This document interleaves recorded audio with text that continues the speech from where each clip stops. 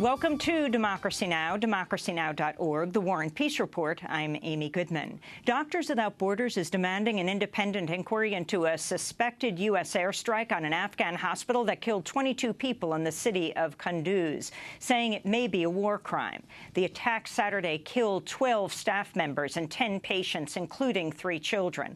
At least 36 people were injured.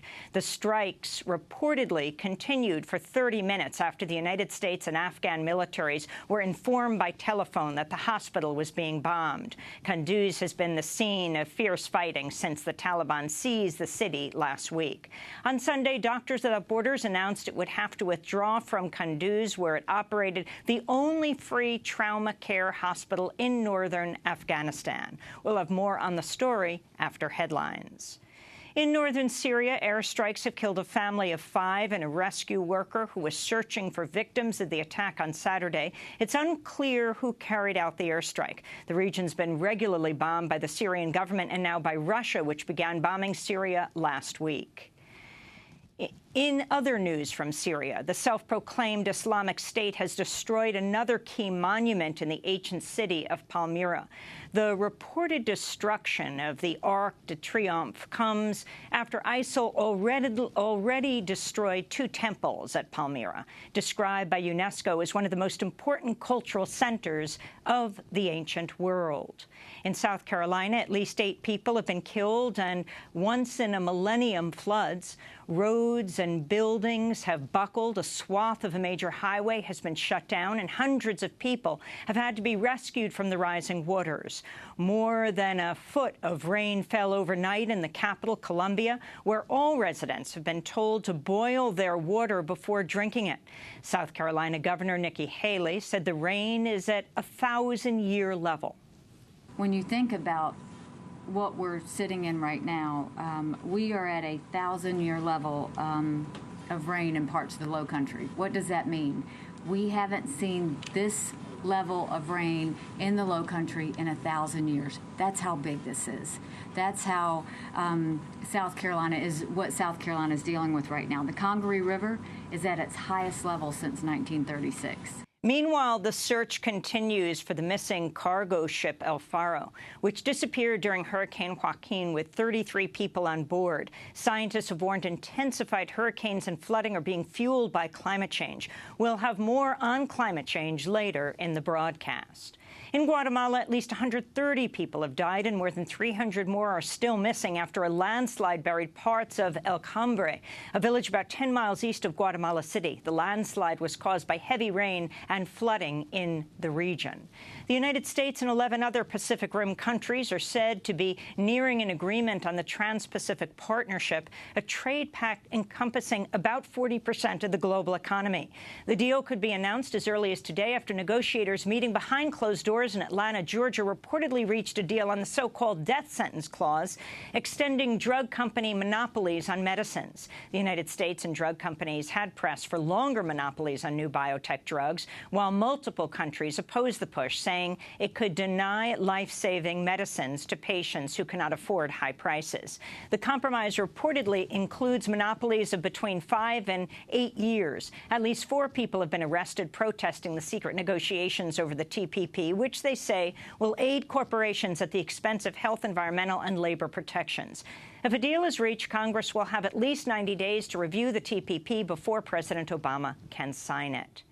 Tensions are escalating between Turkey and Russia after Turkey reportedly intercepted a Russian warplane flying in its airspace over the weekend. This comes as Turkey has issued a sharp condemnation of Russia's airstrikes in Syria. Meanwhile, Turkey's interior minister has launched an investigation into possible human rights abuses by Turkish security forces after an image surfaced on social media appearing to show a government security truck dragging a corpse to the streets of the southeastern town of Siirmak. The town has been intense fighting in recent days between Turkish forces and Kurdish militants. Israel's barred Palestinians from entering Jerusalem's Old City unless they live in the neighborhood amidst escalating clashes in Jerusalem and across the occupied West Bank.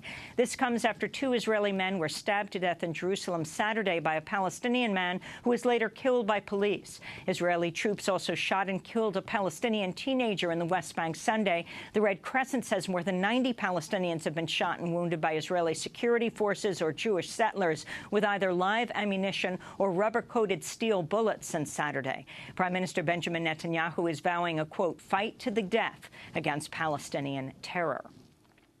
In the United States, father of the gunman who killed 9 people last week at Umpqua Community College in Oregon has criticized U.S. gun policies which allowed his son to amass an arsenal of weapons. Ian Mercer, the father of Chris Harper Mercer, made the comments in an interview with CNN. The question that I would like to ask is how on earth could he compile 13 guns? How can that happen? You know, they talk about gun laws, they talk about gun control. Every time something like this happens, they talk about it and nothing is done. I'm not trying to say that that's the blame for what happened, but if Chris had not been able to get a hold of 13 guns, it wouldn't have happened. An autopsy has confirmed Chris Harper Mercer killed himself after killing 8 of his classmates and a professor. Meanwhile, in Northern California, 4 high school students have been arrested as part of what authorities are calling a highly detailed mass shooting plot at their high school. No weapons have been found. Republican presidential candidate Jeb Bush has come under criticism for his response to the massacre in Oregon. Speaking Friday afternoon, Bush said, quote, stuff happens. We're in a difficult time in our country, and I don't think more government is necessarily the answer to this. I think we need to reconnect ourselves with everybody else. It's just it's very sad to see, but I resist the notion. And I had this challenge as governor because look, stuff happens. There's always a crisis, and the impulse is always to do something, and it's not necessarily the right thing to do. Fellow Republican presidential contender Donald Trump also argued against gun control in the wake of the Oregon shooting, saying on NBC's Meet the Press mass shooters are, quote, geniuses in a certain way. They're going to be able to break the system, Trump said. In more news from the campaign trail, Democratic presidential candidate Bernie Sanders drew a massive crowd of 20,000 people in Boston Saturday as he continues to lead Hillary Clinton in polls in New Hampshire and also in Iowa.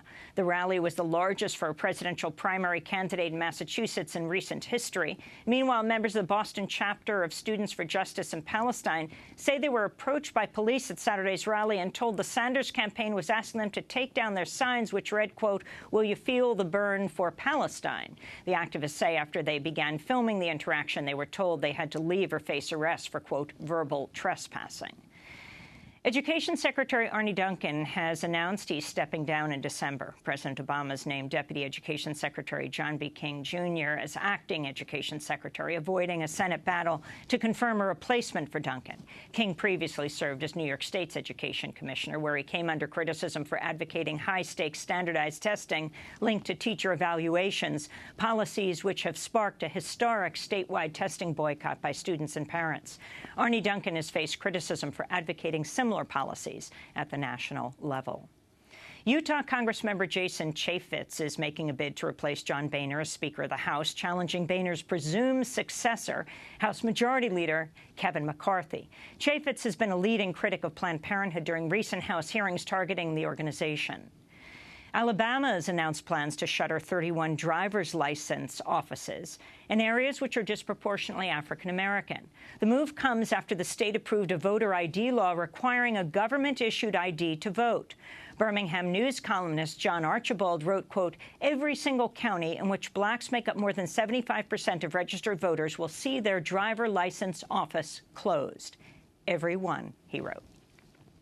The Vatican has fired a high-ranking Polish priest after he came out as gay on the eve of a key meeting of world bishops to discuss topics including homosexuality.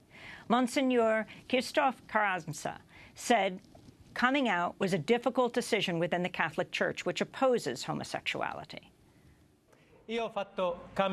My decision to come out is a very personal decision in the homophobic world of the Catholic Church.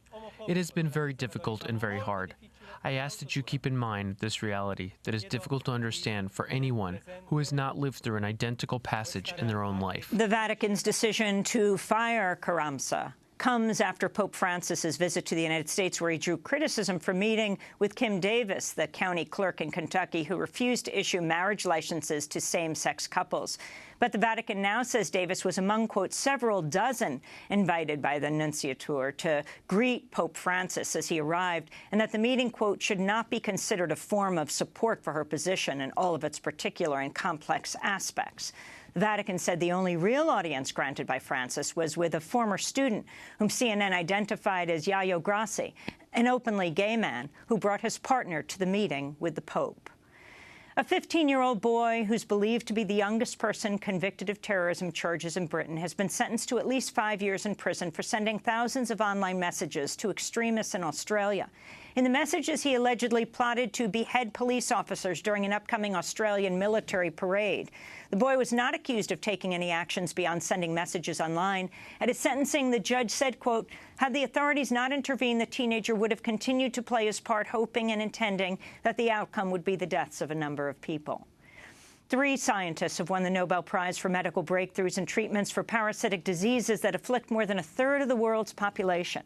Irish scientist William Campbell and Japanese scientist Satoshi Omura developed a new drug that's lowered the incidence of fatal diseases caused by parasitic worms. They shared the award with Chinese scientist Yu Tu, who developed a drug that has significantly reduced death rates from malaria. And Australia's deported American anti-choice extremist Troy Newman, head of the militant anti-abortion group Operation Rescue. The group is known for its targeted harassment of abortion clinic workers, including murdered abortion provider Dr. George Tiller. Newman had planned to travel to Australia for an anti-choice speaking tour, but Australian authorities cancelled his visa amidst fears his rhetoric could lead to violence against women and medical professionals. Newman attempted to enter Australia illegally without the visa, but was detained and deported. Australian Parliament member Terry Butler said Newman had flouted Australian law. The guy got on a plane knowing he didn't have a visa and tried to get in past immigration and customs. I mean, you can't get more contemptuous of Australian law than that. Troy Newman says he plans to attempt to enter Australia again. And those are some of the headlines. This is Democracy Now!, democracynow.org, The War and Peace Report. I'm Amy Goodman.